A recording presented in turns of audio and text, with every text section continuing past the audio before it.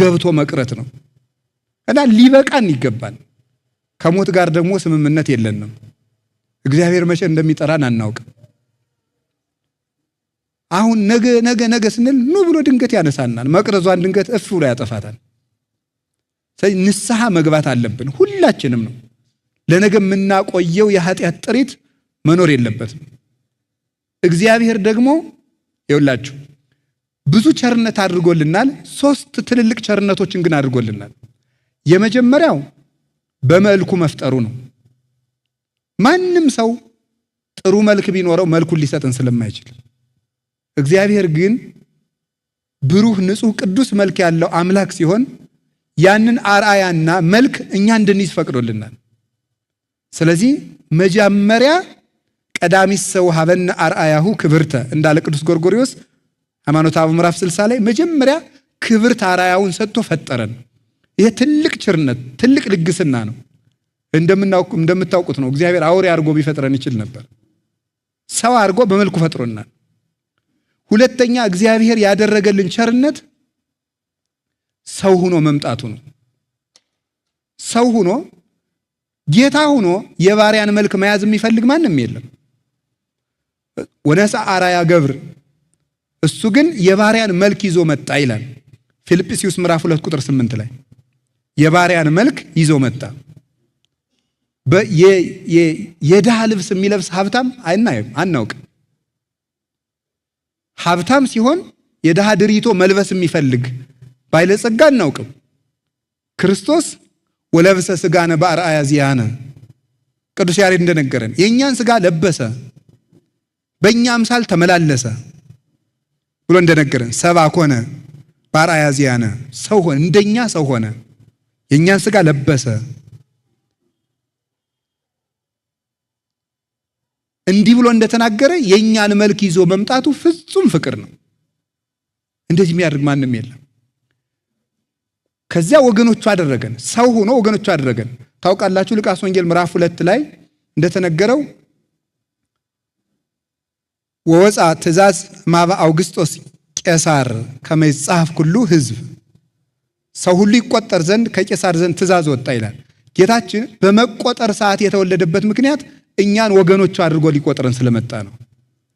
ወተወለቆም ስለ ይጎያን ከመ ይደምረነ ውስተ ማኅበረ ጻድቃን ይላል ቅዱስ ያሬድ። ከበደለኞች ጋር ተቆጠረ እኛን ከጻድቃን ማኅበር ይቆጥረን ዘንድ። ስለዚህ ወገኖቹ አድርጎ ቆጠረን። አሁን እኛ ሁላችን የክርስቶስ ማኅበርተኞች ነን። እናንተ ተቆጥራችኋል። እንዴት አድርጎ እንደቆጠረን ሲነግረን ማቴዎስ 10 ላይ ወለክሙሰ ስዕርተ ርእስክሙኒ ሁሉ ቁኡቱ የእናንተ የራስ ፀጉራችሁ እንኳን የተቆጠረ ነው ይላል። የሰማይ አባታችሁ ሳያውቅ ከራስ ፀጉራችሁ አንዲቱ አትወድቅም ይላል። ያ ማለት ምን ማለት? እንኳን ለነፍሳችን ፀጉራችንን ሳይቀር ደም ከፍሎላታል ክርስቶስ። እንዲህ አድርጎ ክብር የሰጠናል። ለራስ ፀጉራችን ለእግር ጥፍራችን ዋጋ ከፍሎበታል። እና እንደዚህ አድርጎ ወገኖቹ አድርጎ ቆጠረ። ልጅ ሆን ባሪያ መሆን እንኳን ሰው እስከ የት ወርዶ እንደነበረ ተመልከቱ። ሰብእሰን ዘክቡር ውእቱ ኢያእመረ ሰው አላወቀ ምን ሆነ ስንለው ቅዱስ ዳዊት ኮነ ከመ እንስሳ ዘአልቦ ልብ ልብ እንደሌለው እንደ እንስሳ ሆነ። አሁን ሰው እንደ እንስሳ ሆነ አለን። እንደ እንስሳ የነበርነውን ምን አደረገን? ልጆቹ አደረገን። የእግዚአብሔር ልጅ መሆን ቀላል ነገር እንዳይመስላችሁ ትልቅ ስልጣን ነው። በምድርም በሰማይም የፈለገውን ያህል ስልጣን ቁጠሩ፣ የእግዚአብሔር ልጅ መሆንን የሚያህል ስልጣን የለም። ልጆቹ አድርጎናል። ሶስተኛ እግዚአብሔር ያደረገልን ቸርነት በንስሐ ያደረገልን ይቅርታ ነው። እንግዲህ በአርአያዬ በአምሳሌ ፈጥሬያችኋለሁ፣ እሱን ተዋችሁት፣ እኔ ደግሞ የእናንተን ሥጋ ለብሼ ላድናችሁ መጣሁ፣ አዳንኳችሁ፣ ሳይገባችሁ በጥምቀት ልጅ አደረግኳችሁ። እንግዲህ ይህን ሁሉ ካደረጋችሁ እሳት ይብላችሁ ሳይል አርሃ ወለነ ውሃተ ንስሐ የንስሐ በርን ከፈተልን ይላል ቅዱስ ጎርጎርዮስ። የንስሐ በር ከፈተልን።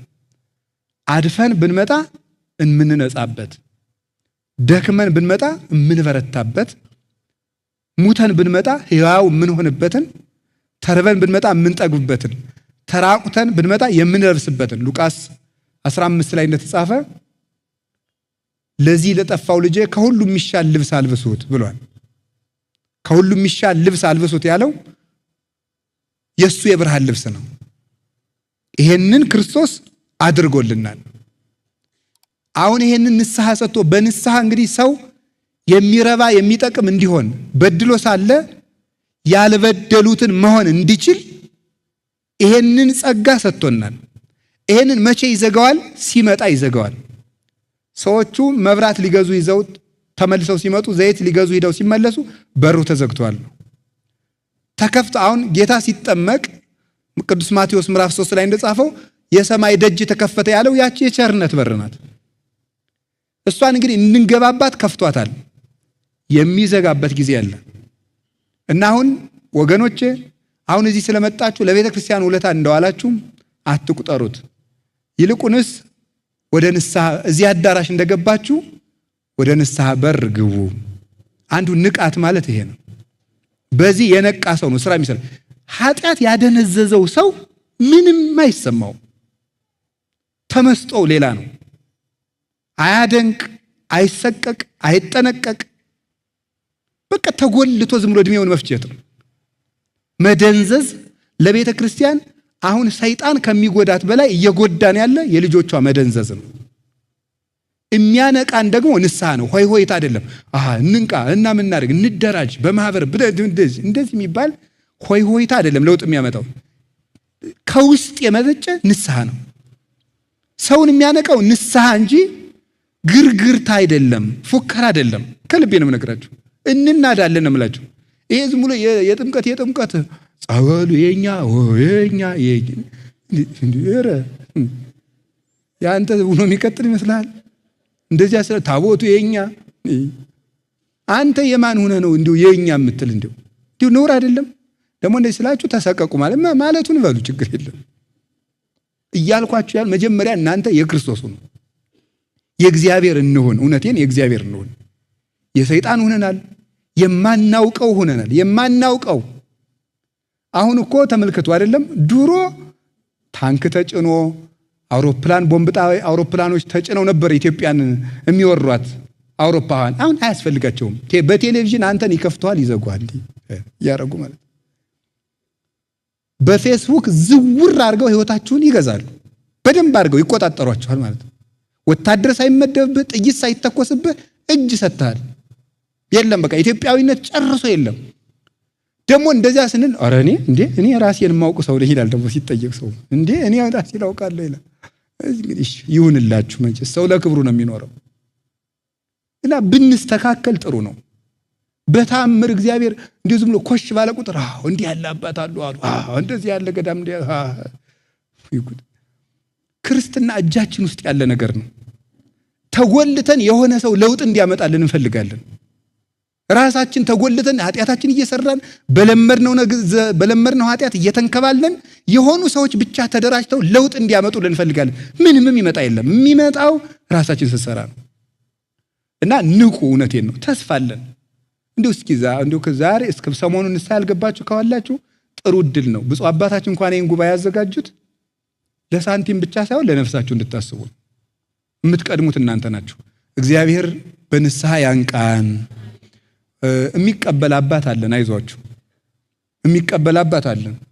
እኔ በጣም አንድ ቅዳሴ ስሙ በደንብ ጥሩ ነገር ቀርቦልናል። ቅዳሴ ስናስቀድስ መጀመሪያ የምትመጣ አለች። ምን እለዋለሁ? ሰን እሁድ ሲባል ቅዳሴን ገብነ ነው ኩሉ ዘገብራ ለጽድቅ ጻድቁ እቱ ወዘያከብር ሰንበተ ሃሌ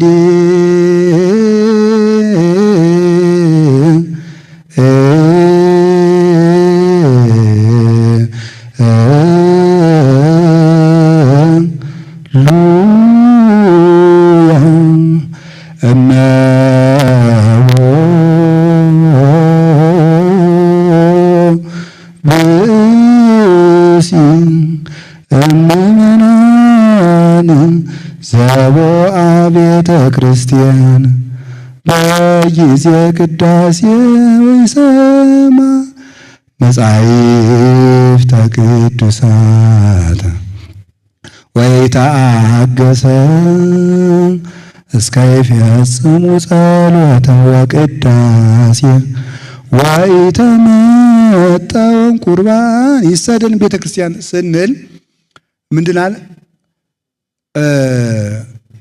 እመቦቡሲ እይበል ፈላሲ ዘገባ ሀበ እግዚአብሔር ይፈልጠኒኑ እምሕዝቡ።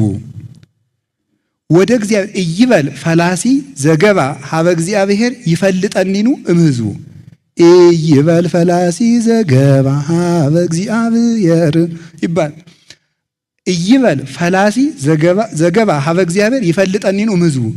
ከኃጢአት ተሰዶ ወደ እግዚአብሔር የመጣ ሰው ቢኖር እግዚአብሔር እንዲያው ይለየኛል አይበል ይላል። ከኃጢአት ተሰዶ የኃጢአት ስደተኛ የኃጢአት እንግዳ ሆኖ ኃጢአት አሰድዶት መከራውን አይቶ ተጨንቆ ወደ ቤተ ክርስቲያን የመጣ ሰው ቢኖር እኔ እኮ ርኩስ ነኝ፣ እኔ ቆሻሻ ነኝ፣ እግዚአብሔር ከወገኖቹ ይለየኝ ይሆን አይበል ይላል። ኢሳይያስ ነው የተናገረው። ባስልዮስ ቅዳሴ ላይ ያስገብቶታል። መጀመሪያ ቤተ ክርስቲያን ተስፋ ሰጥታ እንድትናስቀድስ ነው። እና ሰይጣን የሚለን አትረቡም፣ እናንተ ምንም ተመልሳችሁ አትጠቅሙ ስለሚለን ንስሐ ትልቅ ያደርጋል። ፈያታዊ ዘየማን በንስሐ ነው። ዛሬ በቅዳሴ ዓመት ሁሉ ተዘከረነ እግዚኦ በከመ ተዘከርኮ ለፈያታዊ ዘየማን እንድንል ያደረገን በንስሐ ተመልሶ ነው። ቅዳሴ ላይ የክርስቶስ ሥጋና ደም በሚፈተትበት ጊዜ ስሙ እንዲነሳ ያደረገው ንስሐ ነው። ንስሐ ሰውን ትልቅ ያደርጋል እና በንስሐ እንንቃ። ሁለተኛው እንቅልፍ የሚባለው ምንድነው ስትሉን ስንፍና ነው። ስንፍና በጣም ከፍተኛ እንቅልፍ ነው። የሰነፍ ሰዎችን ምልክት ልንገራችሁ። የሰነፍ ሰው ምልክቱ ሰነፍ ሰው ምክንያቱ ብዙ ነው።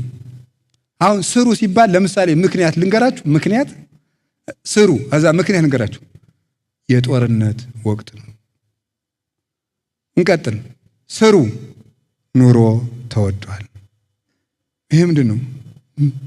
ምክንያት። ሰነፍ በላኩት ጊዜ ያመካኛል ይላል ሰሎሞን። እስቲ ጊዜው አለፍ ይበል፣ ትንሽ እንረጋጋ፣ ምን አስቸኮላችሁ? እዚህ ጦርነቱን በረድ ይበል ይላል ሰው። በረድ ይበል እግዚአብሔር ያብርደው እና ተኝተን ሊበርድ ነው? እየሰራን ይብረድ እንጂ ተኝተን የምናበርደው መከራ የለም። ሰርተን ነው መከራን የምናረቀው። ስለዚህ አሁን ምንድነው? ሰነፍ ምክንያቱ ብዙ ነው። ሰነፍ ጥቅሱ ብዙ ነው። ያመካኛል። ልጅ ስለሆንኩ ነው ይላል። እኔ ገና ወጣት ነኝ። እኔ አንዳንዱ ሰው ላለመሸማቀቅ እያልኩ ነው እንጂ ለምክር ሲመጣ ያው ሰው ነኝ አባ ያውቃሉ ሲለኝ ዝም በል ልለው እፋ እንደው ግን እንዳይሰቀቅ ዝም እላለሁ ማለት ያው ሰው ነኝ መቼም ይላል ሰው። እንዲህ ወይ ጉድ! ሰው ማለት ውዳቂ ነው ያላችሁ ማን ነው? ሰው ነኝ አትበሉ። ያው ሰው ነኝ መቼም አትበሉ። በቃ ሰውነት ጥሩነት ነው። እና ልጅ ነኝ ያው ወጣት ነኝ ይላል። ወጣት ጅል ነው ያላችሁ ማን ነው? እንዴ ድንግል ማርያም እኮ ወጣት ናት። ስንት ዓመቷ ነው የነበር ጌታን ስትወልድ? 15 ዓመቱ። ቂርቆስ ስንት ዓመቱ ነው? ቅዱስ ጊዮርጊስ ስንት ዓመቱ ነው? አጠቃላይ ሩጫውን ሲጨርስ 27። አጠቃላይ መክብበ ሰማዕታት ሲሆን 27 ዓመቱ ነው። ልጅ ነኝ ይኸው ማመካኘት ነው። ደግሞ መልሳችሁ የከተማ ሰው ነኝ ያው ከተማ ነው ታውቁታላችሁ፣ ብዙ ነው በቃ ያው ቴክኖሎጂውም አለ እና አትመርጡ እና የከተማ ሰው ነኝ ብቻዬን ነው የምኖረው፣ በቃ ማንም ከጎኔ የለም፣ እግዚአብሔር አለ። ለሌሎቹ አባቶቻችን ማን ነበራቸው? ማንም። ብቻዬን ነው የምኖረው፣ ያመኛል። አዎ እንዲያው ምንም ምክንያት ሰነፍ ሰው ምክንያት አያውቅም። ጎረቤቶች ክፉ ናቸው። አንድ ሊቀ ጳጳስ ልጅ እንደው ተማር ቢሉት አባ ምበላው የለኝም አላቸው። ስትደነቆር ምን እየበላህ ደነቆርክ አሉ። እየደነቆርክ የምትበላውን ነገር በቃ እሱን እየበላህ ተማር።